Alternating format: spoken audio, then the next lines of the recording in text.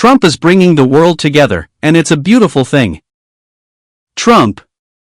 Bringing the world together. Chinese President Xi Jinping will be flanked by leaders of some of the world's most heavily sanctioned nations, Russia, North Korea, Iran and Myanmar, at a military parade next week in Beijing, in a show of solidarity against the West. Russian President Vladimir Putin and North Korea's Kim Jong-un will attend Victory Day parade on September 3, marking the end of World War II after Japan's formal surrender, the first time they have appeared in public alongside Xi. Japan's leading trade negotiator abruptly cancelled his planned visit to the United States on Thursday, causing further delays in discussions aimed at finalizing a $550 billion investment package. This package, proposed by Tokyo, is in exchange for relief from heavy tariffs. Ryosuke Akazawa had been scheduled to travel to Washington to formalize the terms of the package, including the division of investment returns between the U.S. and Japan, Reuters reported, citing government sources. PM Modi to embark on visit to China, Japan amid Trump's tariff war. Now, the Indian Prime Minister will be embarking on an official visit to Japan and China. This will be Prime Minister Narendra Modi's 8th visit to Japan and the first summit with his Japanese counterpart Shigeru Ishiba. The Prime Minister Modi will be holding the 15th India-Japan Annual Summit with the Japanese Prime Minister Ishiba. In Tokyo, the two leaders are expected to review the India-Japan bilateral ties and strengthen economic and defense cooperation. New Delhi and Tokyo are also likely to upgrade the 2008 Joint Declaration on Security Cooperation and launch Economic Security Initiative focusing on semiconductors, critical minerals, AI telecommunications and clean energy. New Delhi will also be exploring Japan's participation in future bullet train projects. The Prime Minister Modi and Ishiba are also expected to travel to Sendai, a city that is known for its semiconductors and a bullet train. The meeting between Asia's two leading democracies assumes significance as it comes in the backdrop of heightened tensions between New Delhi and Washington, D.C. And hours after Trump's 50% tariffs on India kicked in, India announced that Japan is in fact amongst the 40 nations where Indian exporters will eye for an increased footprint. From Tokyo, the Indian Prime Minister will be headed to China's Tianjin to attend the SCO Leaders Summit. Now, this year's SCO Summit is expected to be a show of global South solidarity amidst trade tensions unleashed by Trump's tariffs. And Russian President Vladimir Putin is also expected to be in attendance, and the Prime Minister last had shared the same stage with Xi Jinping and Vladimir Putin at BRICS in 2024 summit that was held in Kazan, Russia. India-Canada reset ties. India and Canada named senior diplomats Dinesh K. Patnaik and Christopher Cooter as their respective high commissioners in each other's capitals, filling positions that were vacant for the past 10 months or more and marking another step in normalizing bilateral ties after a prolonged row over the killing of a Khalistani separatist. Some developing news, it would appear that relations between India and Canada are thawing. The federal government has appointed Canada's new High Commissioner to India. This after Canada and India expelled each other's High Commissioners last fall. Olivia Stefanovich is in Ottawa with the latest on all of this. So how significant is this announcement? Well, Arthi, it is significant given the fact that Canada hasn't had a High Commissioner in India for at least a year amid tense relations between the two countries. This morning, Canada's Foreign Affairs Minister, Anita Anand, released a statement saying that Christopher Cooter will become the new High Commissioner for Canada in India going forward. Now, Cooter comes with a lot of diplomatic experience. He is the acting High Commissioner right now of South Africa, and he will be taking over this position that was left vacant by Cameron McKay, who was expelled from India, Arthi, last August, in fact, of 2024, amid this diplomatic spat between the two countries. And this happened because of the killing of Hardeep Singh Nijjar, the Canadian Sikh activist who was killed in Surrey, BC back in June 2023. And a few months later, former Prime Minister Justin Trudeau, he shocked the world when he rose in Parliament and announced that he believed that the Indian government was responsible for this assassination, that the Canadian government has credible information that this assassination was ordered at the highest levels of the Indian government. So that created a lot of tension between the two countries. As you mentioned, we saw both countries expel diplomats. India sent flood alert to Pakistan? Indian High Commission's goodwill gesture amid IWT abeyance. As Pakistan grapples with a massive flood-like situation, India on Sunday issued an alert to Islamabad regarding potential flooding in the Tauri River, utilizing diplomatic channels via its High Commission. This move comes in light of the suspension of the routine communication mechanisms established under the Indus Waters Treaty, IWT, which remain in abeyance following the recent terror attack in Pahalgam. According to reports, the traditional IWT coordination, which typically facilitates timely sharing of hydrological data and flood alerts between the two countries, has been disrupted since the attack, raising concerns about effective disaster preparedness and response, particularly during the ongoing monsoon season. As a gesture of goodwill amid worsening bilateral ties following a brief conflict, India's decision to alert Pakistan about potential flooding through its High Commission marked a significant departure from the standard protocol. This was the first time New Delhi opted to use its diplomatic mission to convey such critical hydrological information, bypassing the established mechanism under the Indus Waters Treaty, IWT, which typically involves direct communication between the Indus Water Commissioners of both countries. China welcomes Modi.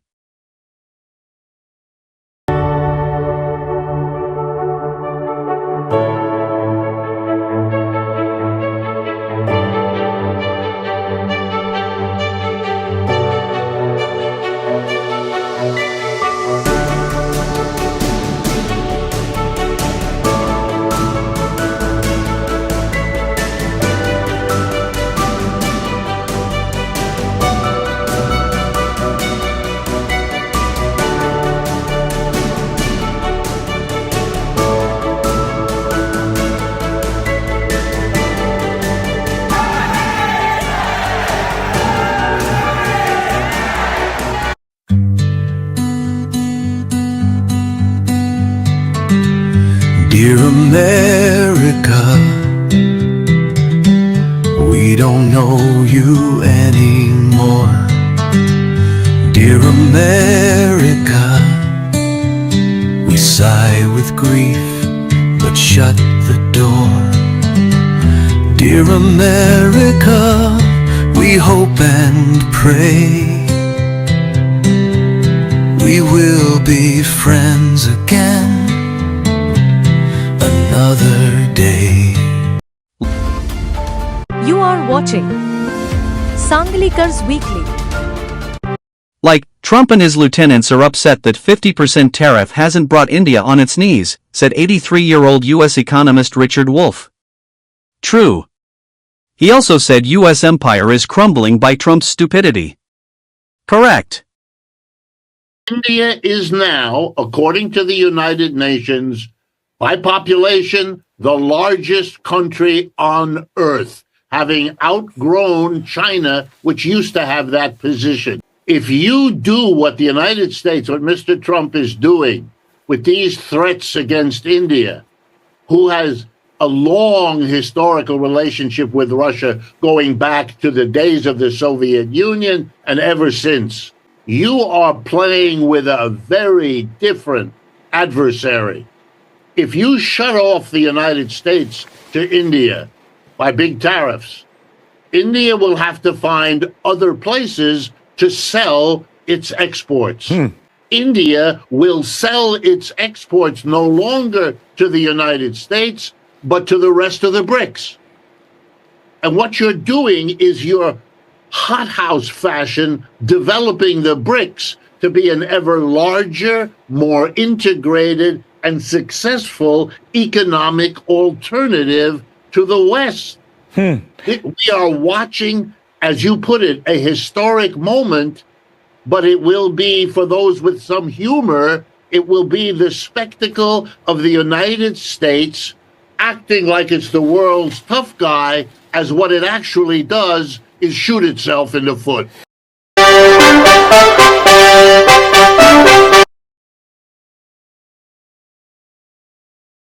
Tariffs on India to force Russia to stop bombing Ukraine. Wah! Kia logic high. Just a couple of days before the Trump administration's additional 25% tariff penalty on India over its purchase of Russian oil kicks in, U.S. Vice President J.D. Vance has said that U.S. President Donald Trump applied aggressive economic leverage, including secondary tariffs on India, to force Russia to stop bombing Ukraine. J.D. Vance has said that Trump has applied aggressive economic leverage, for example, secondary tariffs on India, to try to make it harder for the Russians to get rich from their oil economy. And I think the Russians have made significant concessions to President Trump for the first time in 3.5 years of this conflict. They've actually been willing to be flexible on some of their core demands. They've talked about what would be necessary to end the war. Of course, they haven't been completely there yet, or the war would be over, but we're engaging in this diplomatic process in good faith. We are trying to negotiate as much as we can with both the Russians and the Ukrainians to find a middle ground to stop the killing. I think what the president has tried to do here is try to engage in very aggressive, very energetic diplomacy, because this war is not in anyone's interest. It's not in Europe or the United States' interest. We don't think it's in Russia or Ukraine's interest to keep going. So we're going to keep on pushing for a diplomatic solution. Former U.S. Ambassador to the United Nations, Nikki Haley, has sounded the alarm over the state of U.S.-India relations. She warned that ties are dangerously close to a breaking point, and urged urgent repair if Washington hopes to contain China's expanding global ambitions. Writing in an op-ed on Wednesday, Haley cautioned that India must not be treated like an adversary.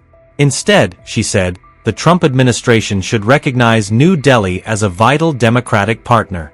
She wrote, to achieve the Trump administration's foreign policy goals, outcompeting China and achieving peace through strength, few objectives are more critical than getting U.S.-India relations back on track.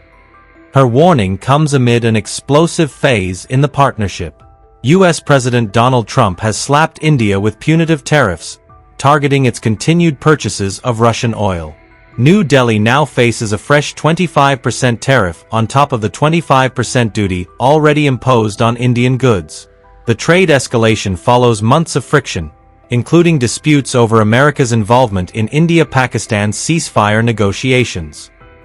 She stated, India must be treated like the prized free and democratic partner that it is, not an adversary like China, which has thus far avoided sanctions for its Russian oil purchases, despite being one of Moscow's largest customers. Scuttling 25 years of momentum with the only country that can serve as a counterweight to Chinese dominance in Asia would be a strategic disaster. She defended pressure on India over Russian crude, warning that such purchases help fund Vladimir Putin's war in Ukraine. Yet, she argued against lumping India together with China, which, despite being one of Moscow's largest oil customers, has largely avoided U.S. sanctions. She outlined India's crucial role in Washington's economic and security strategies. Trump tariffs. Nikki Haley faces Republican flack after calling India a prized partner. Nikki Haley now urges New Delhi to work with Trump. Former U.S. Ambassador to the United Nations Nikki Haley has said that India should take Donald Trump's point seriously and work with the White House to find a solution to the tariff war. She's further added that talks between PM Modi and U.S. President Donald Trump must take place soon, and is even asked to not replace or equate India with China. This man gone mad? I am seeing how age can make a man grow madder day by day. They have to give us magnets. If they don't give us magnets, then we have to charge them 200% tariff or something, you know. If China does not give us magnets, we will put a 200% tariff on China. Like, he did not get the Nobel Peace Prize, so he imposed 50% tariff on India. That is not policies, that is just Mr. Tacos math.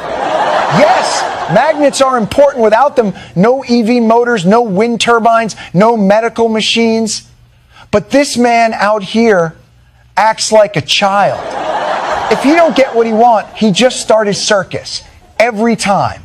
They have some cards. We have incredible cards, but I don't want to play those cards. That would, if I played those cards, that would destroy China. I'm not going to play those cards.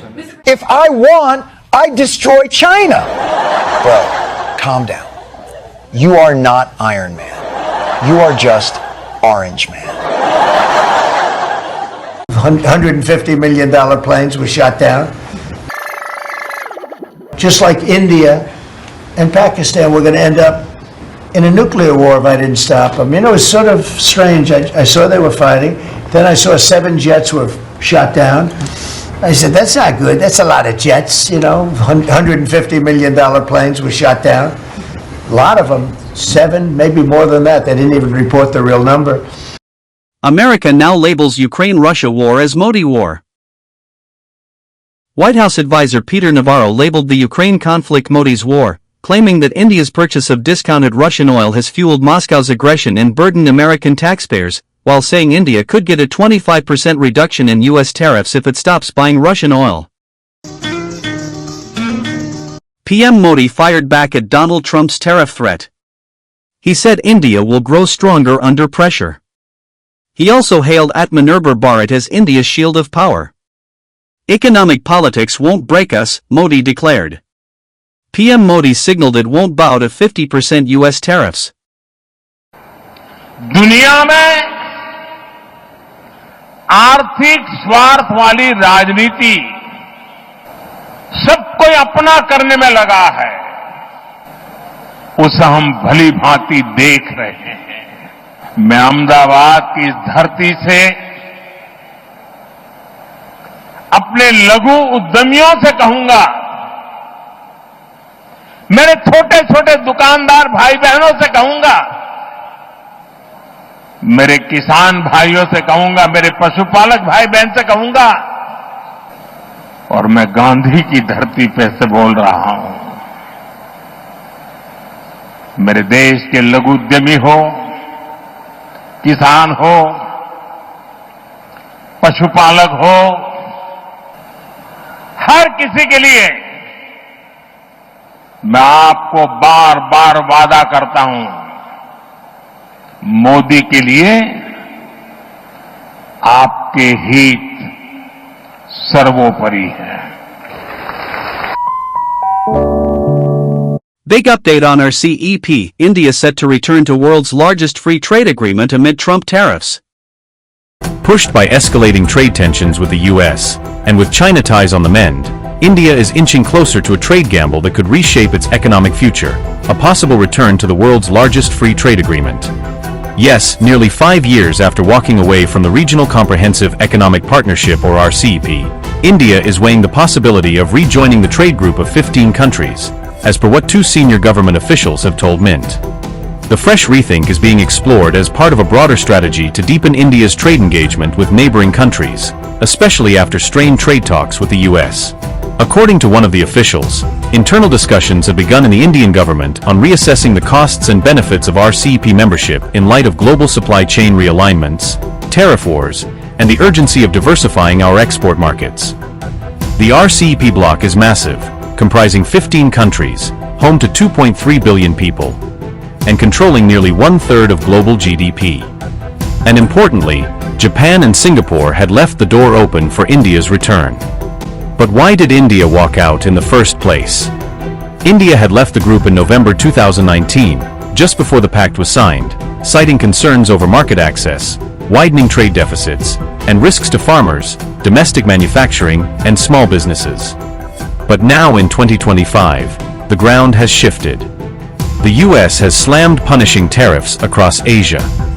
China and India are showing tentative signs of a thaw, and global supply chains are being rewritten. Under Donald Trump's second presidency, Washington has gone tariff heavy. 15 to 20% duties on ASEAN, 40% on Laos, and 19% on Cambodia. And a crippling 50% tariff on India itself, with a penalty for Russian oil. Experts said punitive U.S. tariffs are pushing Eastern economies to make RCEP a more compelling platform. Amid escalating trade tensions with the United States, American economist Jeffrey Sachs has urged India to strengthen ties with emerging economies and consider joining regional trade blocs like RCEP. Sachs said that the Trump administration's tariffs are unlikely to succeed in pressuring India. Did Modi refuse to take Trump's calls 4 times in recent weeks? According to the German newspaper Frankfurter Allgemeine Zeitung, FAZ, U.S. President Donald Trump tried to call Indian Prime Minister Narendra Modi 4 times in recent weeks amid the ongoing tariff standoff. However, Modi reportedly did not answer any of the calls, signaling a firm refusal to engage directly with Trump. Digital Service Tax. Donald Trump has a new enemy in his trade war. And this time it's not China or Canada, it is anyone daring to tax American tech giants. Look at this post on Truth Social. The US president said, and I quote, "I will stand up to countries that attack our incredible American tech companies unless these discriminatory actions are removed. I, as President of the United States, will impose substantial additional tariffs on that country's exports to the USA." America and American technology companies are neither the piggy bank nor the doormat of the world any longer.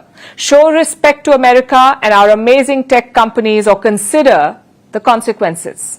So to sum it up, countries impose digital taxes on America's big tech.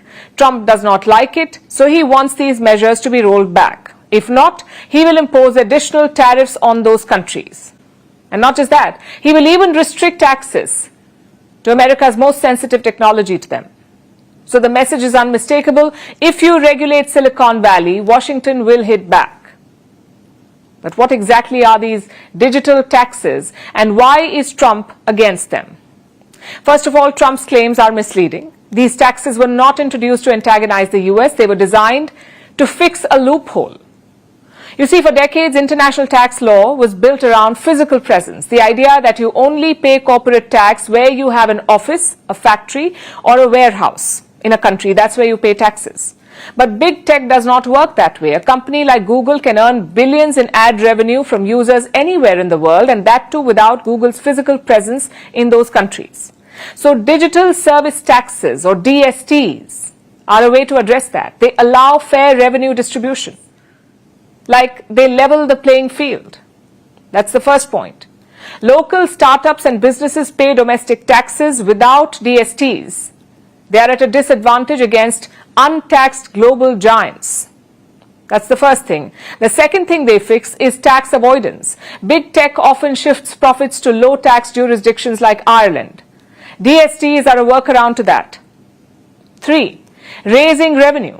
As economies move online, governments need new revenue streams. The mechanisms are quite straightforward. DSTs target only the largest companies. They tax revenue by where the user is located. It is applied regardless of where the firm is headquartered. Now, several European nations have these taxes in play. The likes of France, Spain, and Italy, they have such taxes. The UK also has a digital service tax. Canada had one in place until June, but they scrapped it to smooth trade negotiations with Trump, so they made that concession. No parcels to America. India hits pause after U.S. tariff war. India to suspend postal services to U.S. from August 25. India's Department of Posts announced that it would temporarily suspend international postal services to the U.S., with only letters, documents and gift items worth less than $100 permitted.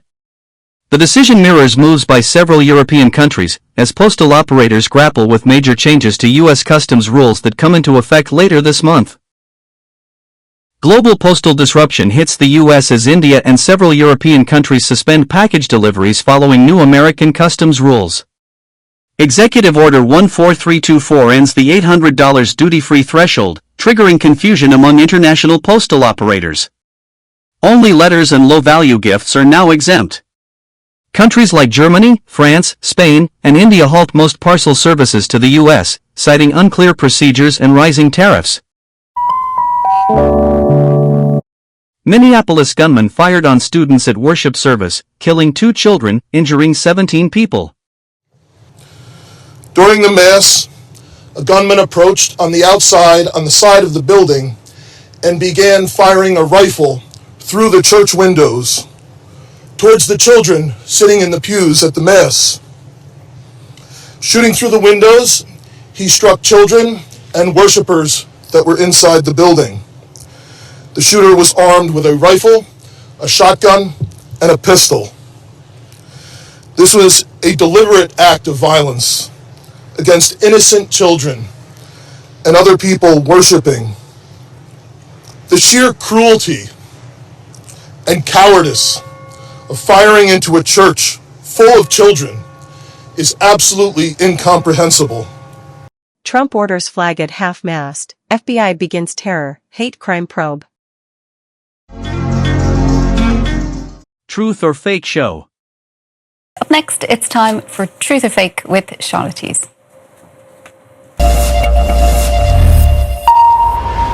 Charlotte, Nobel laureates are gathering in Germany this week for a meeting dedicated to the field of economic sciences. Hoping to join their ranks in the future is Donald Trump. The US president has repeatedly stated his desire to win a Nobel Prize, but a rumor has been spreading that the committee has actually removed him from the list of nominees. Tell us more. That's right, Sharon. The US president has made no secret that he very much wants to be awarded the prestigious accolade, and some say that that is the driving force behind his endeavours to attempt to clinch ceasefire deals with both the war in Ukraine and the war in Gaza. But as you say, a rumour has spread that the Norwegian Nobel Committee has discreetly removed him from the list of Nobel Peace Prize nominees.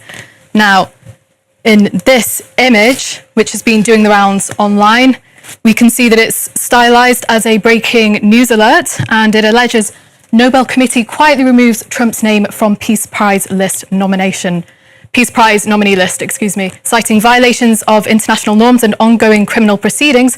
The committee stripped the nomination. As you can see here, we've got the Nobel Peace Prize official website in a bid to make this post look authentic. And this post in particular on Reddit garnered 47,000 upvotes, so very widely viewed and shared. Now, the rumour spread to other platforms, including here on TikTok, and it also spread to platforms such as X, as we can see in this post. Now, the rumour has sparked mixed reaction. One person here seems pretty outraged, saying they hope that this isn't sarcasm. And we have another person, on the other hand, welcoming this rumour, saying, obviously, the only sane step to make. Sharon. Donald Trump surely won't be happy to be seeing all of this, but is it actually true, Charlotte? The rumour is false, Sharon, and there are a number of reasons why this is. So first and foremost, the Nobel Committee does not confirm, nor does it publish, the names of Peace Prize nominees. Under Nobel rules, nominations are kept secret for 50 years. So there is no way for the public to actually know in real time who is nominated, and therefore no public list from which Donald Trump's name could have been removed. Now, some of the people eligible to nominate, including members of the government and leaders, heads of state, and former Nobel winners themselves, sometimes announce the names that they have put forward. But as the Nobel website explains here, any such remarks based on information released by the person or persons behind the nomination, they come from the people who put the names forward and not from the committee themselves. Will he get the Nobel Peace Prize? Won't he get the Nobel Peace Prize? $1 trillion question.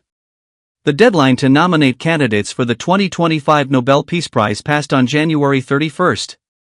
Nobel Prize laureates are scheduled to be announced on October 10th, with an award ceremony following on December 10th in Oslo, Norway. मुर्गी का जाने अंडे का क्या होगा अरे life मिलेगी या तवे पे फ्राई होगा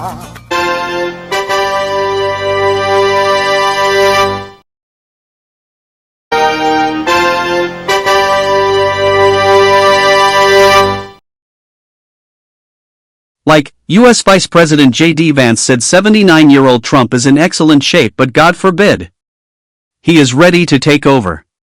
Interesting? Vice President J.D. Vance stunned Washington with his chilling statement, "If God forbid, there's a terrible tragedy, I'm ready." His remarks come amid growing speculation over Donald Trump's health, as the White House confirmed he suffers from chronic venous insufficiency and photos of his swollen legs fueled online panic. Social media exploded with false death rumors last year, raising fresh fears about presidential succession. Now, with Trump's fitness under scrutiny, all eyes turn to Vance, who has hinted he's prepared to take the top job if tragedy strikes.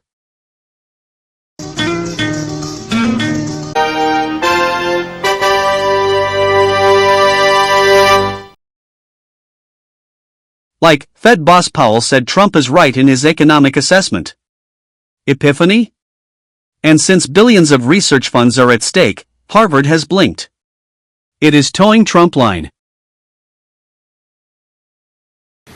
Look, from my standpoint, it's not complicated. What everyone on the FOMC wants is a good, solid American economy with a strong labor market and price stability. That's what we want. We think our policy is well positioned to, right now, to deliver that and to be able to respond in a timely way as the data lead us around.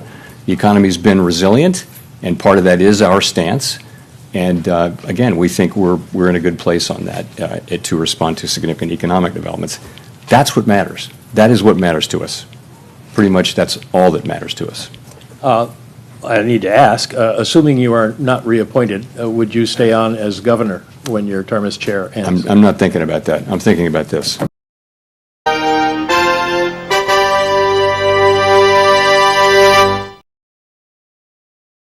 Like, Fed boss Powell said Trump is right in his economic assessment. Epiphany? And since billions of research funds are at stake, Harvard has blinked. It is towing Trump line. Look, from my standpoint, it's not complicated. What everyone on the FOMC wants is a good, solid American economy with a strong labor market and price stability. That's what we want. We think our policy is well positioned to, right now, to deliver that and to be able to respond in a timely way as the data lead us around. The economy's been resilient, and part of that is our stance. And again, we think we're in a good place on that to respond to significant economic developments. That's what matters. That is what matters to us. Pretty much that's all that matters to us. I need to ask, assuming you are not reappointed, would you stay on as governor when your term as chair ends? I'm not thinking about that. I'm thinking about this.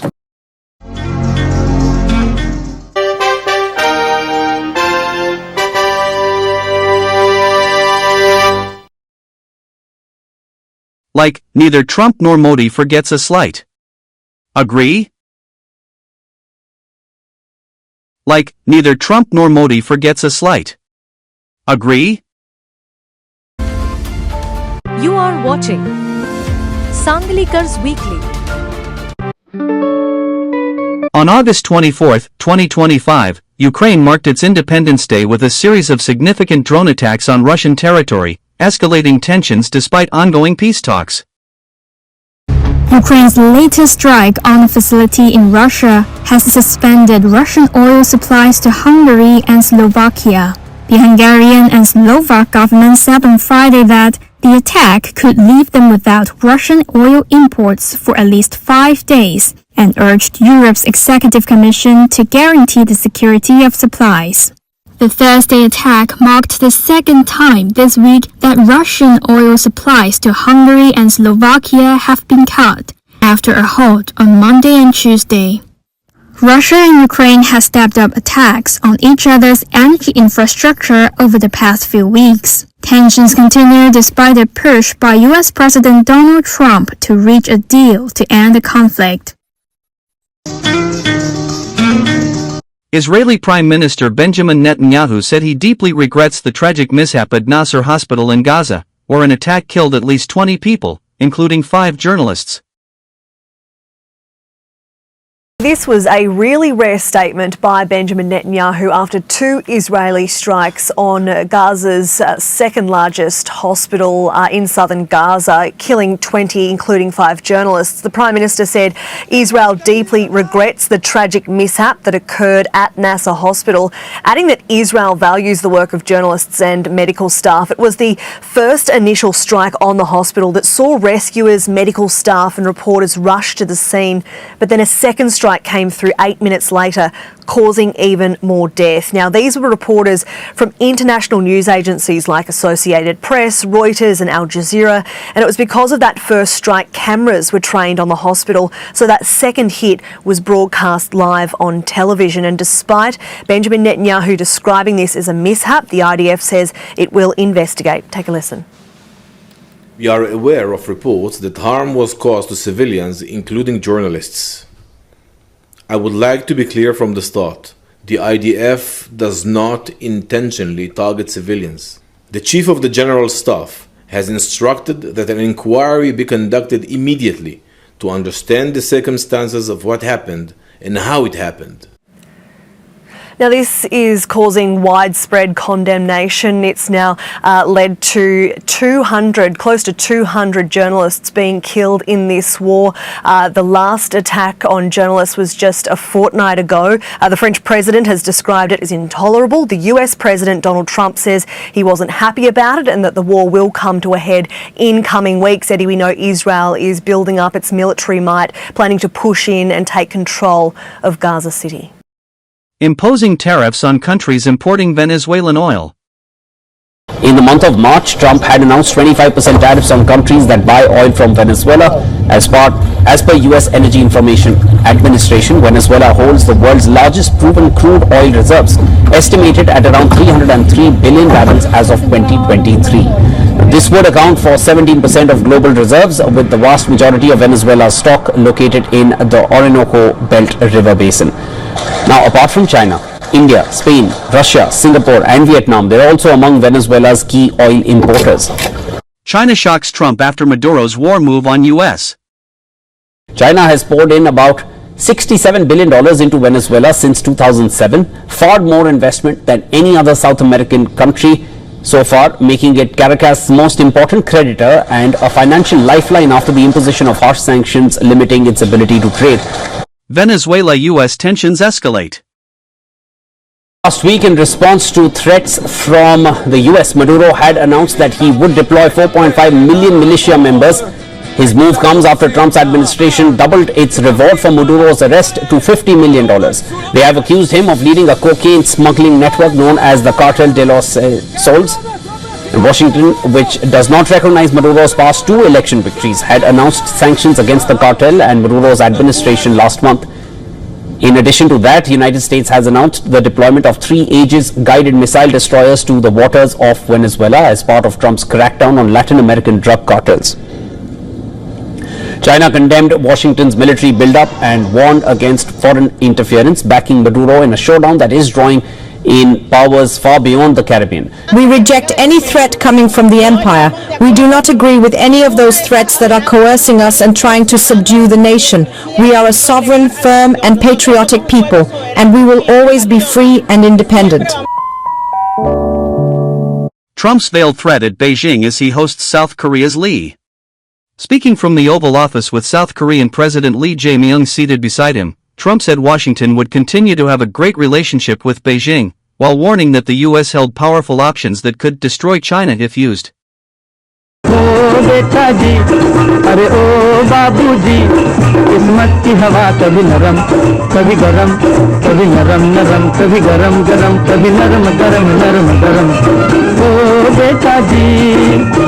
We are going to have a great relationship with China. They have some cards. We have incredible cards, but I don't want to play those cards. If I play those cards, that would destroy China.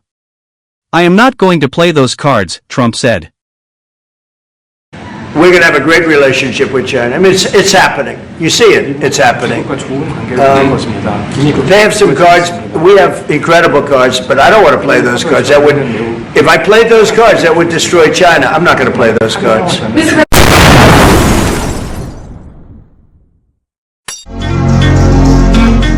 Pakistan's foreign minister traveled to Bangladesh on Saturday. Now he becomes then the most senior Pakistani official to visit Dhaka since 2012, the two having been bitter enemies really since their split in 1971. But as the Muslim-majority nations seek to rebuild ties, they are now expected to sign several different bilateral agreements this weekend as neighboring India watches on closely. Well, France 24's international affairs editor Leila Jacinto joins me on set now for a closer look. Hi, Leila. So it's not the Pakistani prime minister that's visiting, but it's the foreign minister. So is this visit really all that significant? It is very significant. Why Pakistan foreign minister faces embarrassment in Bangladesh? Pakistan's foreign minister Ishaq Dar recently visited Bangladesh, highlighting both renewed engagement and underlying tensions between the two countries. The visit comes amid growing interactions following political shifts in the country after the removal of the Sheikh Hasina government. Leaders from both countries have participated in cordial meetings, but historical grievances continue to shape the dialogue. During his visit, Dar met with leaders from several key Bangladeshi political parties, including the Bangladesh Nationalist Party and the Jamaat-e-Islami. He also engaged with the National Citizen Party, a recently launched political formation backed by interim government head Professor Muhammad Yunus. The BNP delegation was led by Secretary General Mirza Fakhrul Islam Alamgir. The discussions focused on strengthening bilateral relations and exploring ways to revive South Asian regional cooperation, particularly through SARC. And then this joke. Pakistan expressed its willingness to support free and fair elections in Bangladesh, signaling a commitment to broader political cooperation. You are watching Sanglikars Weekly.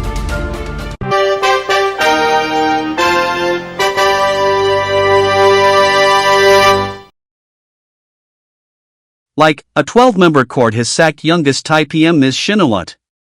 Now Thailand will elect a third prime minister in 2 years.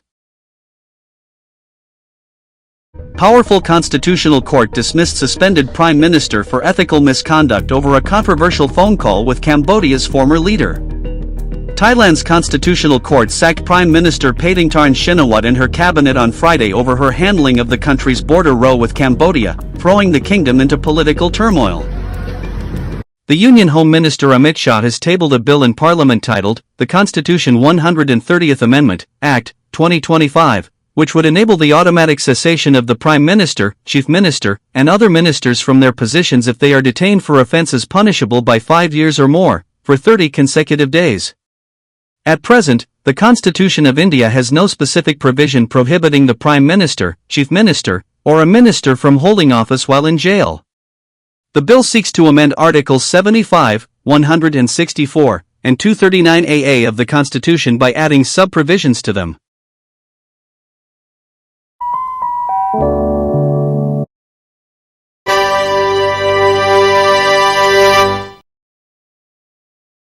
Like, Madonna celebrated her 67th birthday in style in an Italian villa. Why not? Today is my birthday. Bitch, I'm Madonna. We do it like this. You're gonna love this. Madonna giving fans an intimate look inside her 67th birthday celebration in Italy.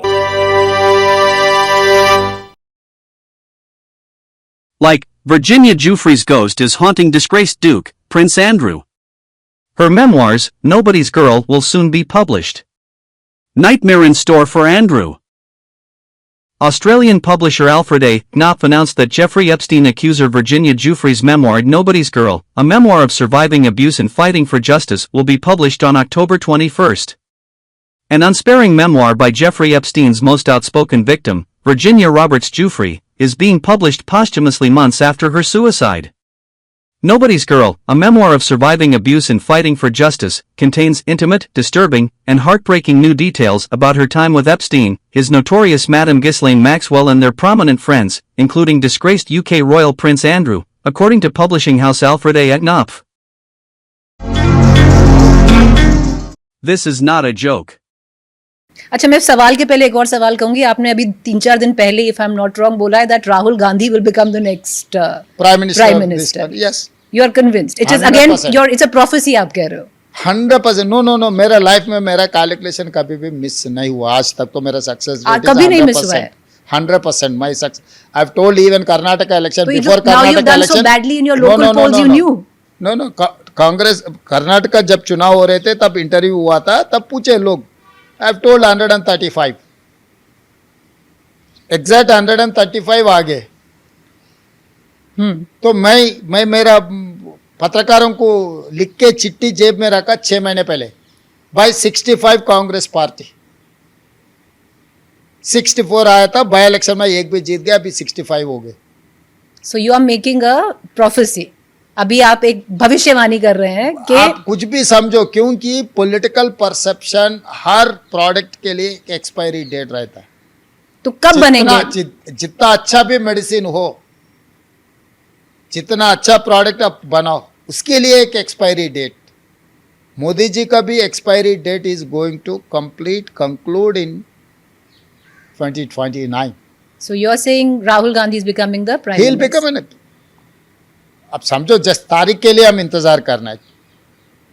तो मतलब 29 या उसके अगले elections? नहीं, मैं बोल रहा हूँ ना, मैं एग्जैक्ट डेट पूछ रही हूँ। एग्जैक्ट 29, इसीलिए मैं बोल रहा हूँ 2029 चुनाव में राहुल गांधी जी को इस देश जनता ने प्रधानमंत्री बनाएंगे, क्योंकि उनको प्रधानमंत्री बनने के लिए 2009 में मौका है, वो लिया नहीं, मगर 2029 में वो जिम्मेदारी उठाएंगे, लोग भी उनको प्रधानमंत्री बना देंगे।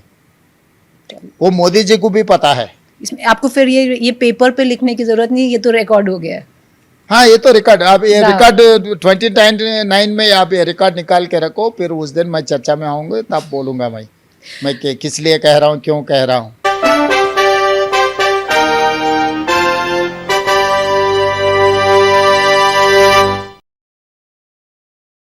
And finally, in the rebel-rousing campaigning, I like this comment by one politician to his opponent: "Wisdom has been chasing you, but you always run faster." Lazy B. August 30th, 2025.